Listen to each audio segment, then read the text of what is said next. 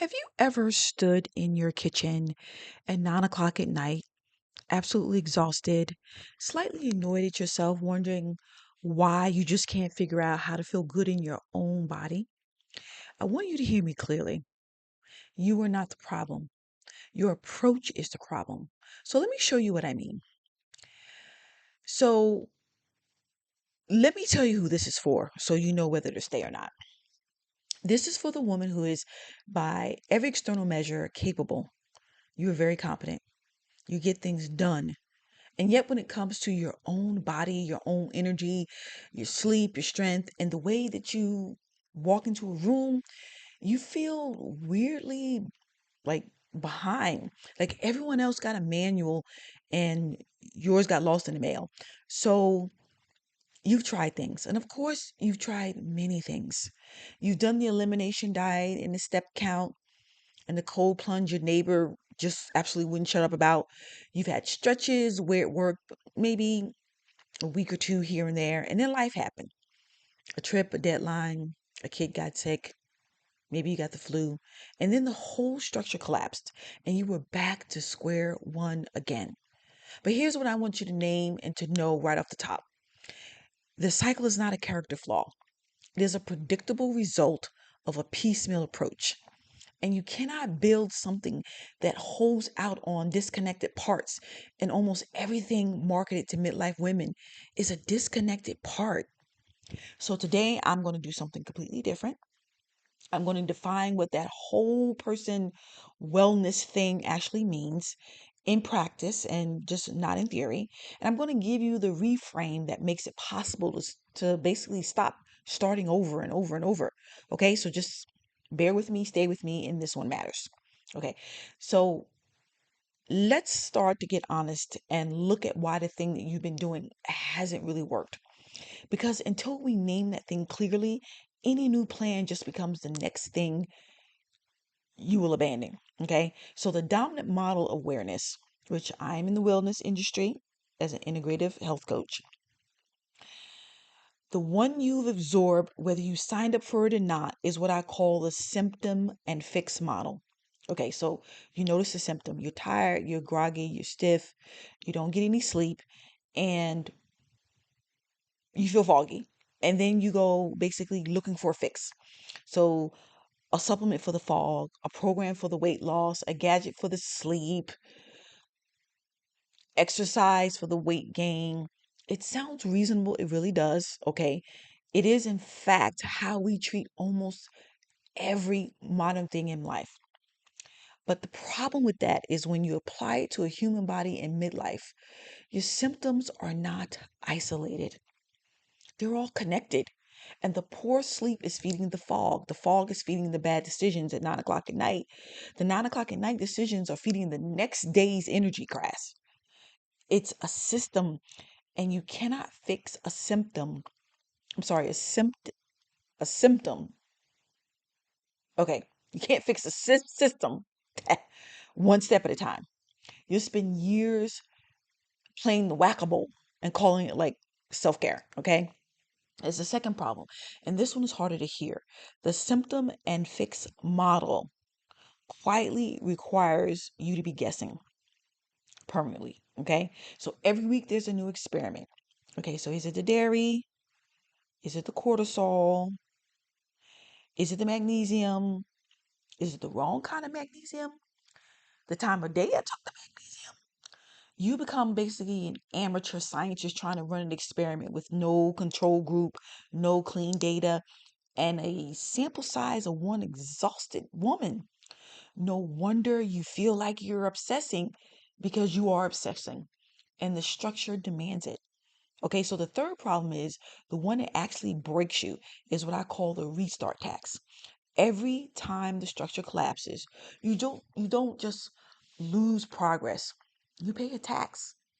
A little hit of, see, I can't do this kind of tax. A little erosion of self-trust. And here's the cruel part about all of that. The more disciplined you are, the more the tax stings, because you know you're capable. So when things don't work out, it kind of feels personal, but it's not personal. but it sure feels that way at 9 o'clock at night when you're still trying to figure out what is going on. So let's be precise about what is actually broken. It's not your willpower, it's not your worth, and it's not despite of what the internet implies, that you simply haven't found the right protocol, so to speak. What is broken is the architecture. You've been handed parts to be try to be whole. Whole person wellness is the opposite of proposition. Okay, so let's define what even whole purpose wellness is. So when you say whole person wellness, and I want to be real careful because that phrase has been used to basically sell a lot of vague candle scented nothing. So let me be concrete. Whole person wellness means three things. And I want you to actually hear all three things. Okay. So first, you treat the body as a system. Okay. Not a list of complaints. So in practice, this means before you change anything, you look at how things connect. You stop asking, okay, what supplement fixes the energy? And start asking, what is my energy downstream of? Almost always the answer is like sleep, your stress load, movement, or lack thereof, and how you're actually eating across a day. Not just a single meal, but all of the meals, okay? So when you see the system, you stop chasing the 12 problems and start working two or three to leverage points, okay? That's not less effort. It's the same amount of effort finally pointed somewhere. Okay? So second, you account for the life you actually have, not the life program assumptions. Most wellness advice is quietly built for the basically the woman with no job, no dependents, no travel, and basically unlimited energy and unlimited willpower. You are not that woman. Neither am I. And you're never going to be. Okay. Whole person means the plan is designed around your real constraints, your real schedule, your real energy curve, the real fact that Thursdays are freaking chaos. Okay. A plan that ignores your real life isn't a plan, it's like a wish. Okay. And third, you bring the rest of you to the table, not just the body, but the woman inside. This is the most important part fitness advice skips basically entirely. You treat your body in midlife is all tangled up with your identity, okay? With who you've been, who you've becoming, what you believe you deserve, what role you've been playing for everybody else, okay? If you spent 30 years putting your own needs last, no meal plan on earth is going to hold because the meal plan is fighting a much older pattern. A whole person means we work with the pattern, not just the plate. So here's how we can change things in practice day to day. Okay, right now. Instead of a new experiment every week, you have a small set of stable practices. Okay, they don't have to change constantly. The stability is basically the entire point. Okay, no more guessing because you've already done the thinking. Instead of willpower, you lean on design. You set up your days. So the good choices is the easy choice. Not because you white knuckled through it, but because you built it in a way once is enough and now it just runs. Okay. So instead of starting over at every disruption, the trip, the deadline, the flu, the extra work that you have to get done by like tomorrow, you have a return path. And disruption stops being a catastrophe and becomes a normal event you've already planned for. You don't rebuild, you don't re-enter. That single shift from rebuilding to re-entering will give you back years of your life. And that's whole personal wellness, not a vibe. It's more like an architecture. A body understood as like a whole system, a plan built for your real life. And the inner work that is left actually holds, it sticks. So I want you to pause here because we've been talking about systems and architecture, and that's all true, but it's not the whole truth. And if I left it there, Then underneath, you're going to be like, okay, so how do I live well in this body? And an even quieter question is, am I allowed to? Am I allowed to take up this much space in my own life? Am I allowed to spend the time, the money, the energy, the attention? Am I allowed to want to feel good? And I mean really good, not just functional day to day. Let's get through it. At this age, in this body, after everything.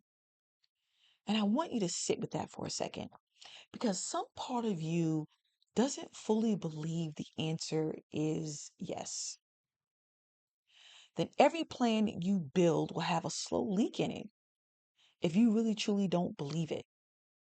You'll do the work and quietly and subconsciously undo it. Not because you're broken, but because part of you hasn't been given yourself permission yet. So here's the permission slip plainly. You are allowed. This stretch of life is not the long, graceful decline you have basically been handed as a story in midlife, because we hear that a lot. It can be the part where you finally stop performing wellness for other people and start actually living in your body for yourself. It's not a slogan, it's a decision. And it's available to you today in the next hour, not after you earned it through tons of suffering. So let's talk about how you actually build the thing. Okay, so here's the practical structure. In 3 moves, you can start this week. Number 1, do a system map before you do anything else. Okay, resist the urge to act. For week 1, I just want you to observe how things connect. When is your energy good? What happened the night before? When did you make choices that you regret? What's the actual trigger? Was it hunger or um, exhaustion, loneliness, um, decision fatigue? You're not fixing anything yet. You're becoming the expert of your own system because right now, frankly, you've outsourced that expertise to strangers. So take it back. 1 week of honest observation will teach you more than a year of someone else's protocol. Move 2. I want you to choose 2 leverage points, just 2. From your map, you'll see them. Okay. For most of us in midlife, the highest leverage points are basically sleep and what I call the energy floor. Not letting yourself get depleted or like ravenously hungry or super foggy where every decision basically goes sideways. Okay, so pick 2 of that. And if they were stable, it will make everything easier. Then design for them. Not not try harder, okay? Design. What needs to be true about your environment, your night, your schedule. So the good choices require almost no willpower. Build that once and then let it run. And lastly, move 3. Write your return path before you need it. Okay, so this move almost nobody makes, and it's the one that ends the starting over cycle for good. While things are calm, decide in advance when disruption comes, and trust me, it will. What are the 2 or 3 things I will return to first? Not the whole system, okay? Just your 2 or 3 anchors. Maybe it's a consistent wake up time and one real meal a day, not grazing, a real meal. Decide now in a calm, relatively non stressed way so the future you, the tired one in the airport or the one recovering from the flu or parenting all day, doesn't have to decide anything. You just follow the path you already laid. That's how you re enter instead of rebuild. Notice Notice what these 3 moves have in common. None of them is a diet, none of them is a product, none of them requires you to guess, okay? They're about building coherence, a body understood, a plan that fits, and a structure that survives your real life. That is the work, and it's completely learnable. And I listen, I won't pretend that it's effortless because it's not. It asks something of you, but it asks it once in the building phase instead of asking for white knuckle willpower every single day forever. And that's the trade. And it's a far better trade than the one you've been making. All right, so let's bring this home, okay? So whole person midlife wellness is not another thing to add to your list. It is the thing that lets you finally take things off the list. Okay?